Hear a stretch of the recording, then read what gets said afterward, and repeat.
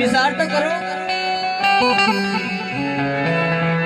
અને ત્યારે સગાવતી શલ્યાના ધડનું ભોજન તૈયાર કરે છે। આયા સાધુને થાળ ધર્યો। બાબુ પેન નથી રેકોર્ડિંગ થાય કે લ્યો મહારાજ જમી લ્યો।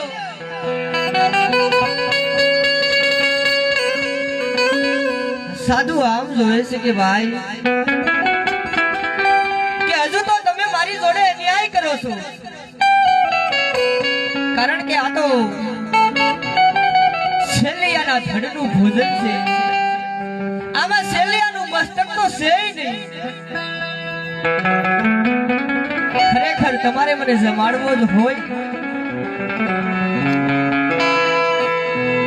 તો જે શેલિયાનું મસ્તક રહ્યું ને એને ખાવણીની અંદર ખાનો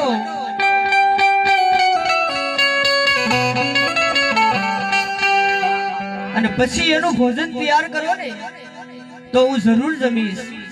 અને તમે રડતા રડતા મને જમાડશો તો હું જમીશ નહીં, અહીંથી લેવો જઈશ, તમારો ધર્મ તમે સુખી જશો।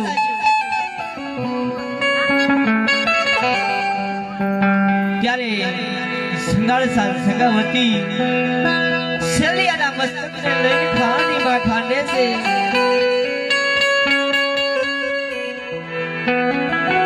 કોની તાકાત છે કે પોતાના દીકરાનું મસ્તક લઈને ખાણીની અંદર ખાંડવાનું અને એનું ભોજન બનાવીને સાધુને જમાડવાનું। અત્યારના કળિયુગની અંદર કોઈની તેવડ નથી કે આ ધર્મ પાળી શકે। અને એ સમયે સગાવતી શેલિયાના મસ્તકને લઈને ખાણીમાં ખાંડે છે। અને ત્યારે સગાવતી હું ગાય છે,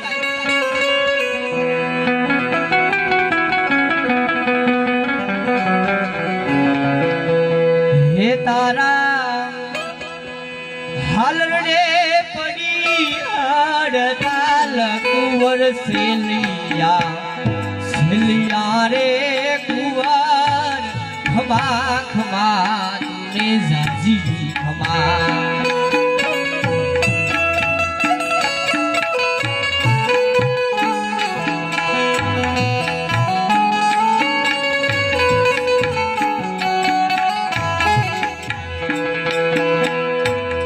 મેં તો મારો છે કળાયેલ મોર કુંવર શેલિયા।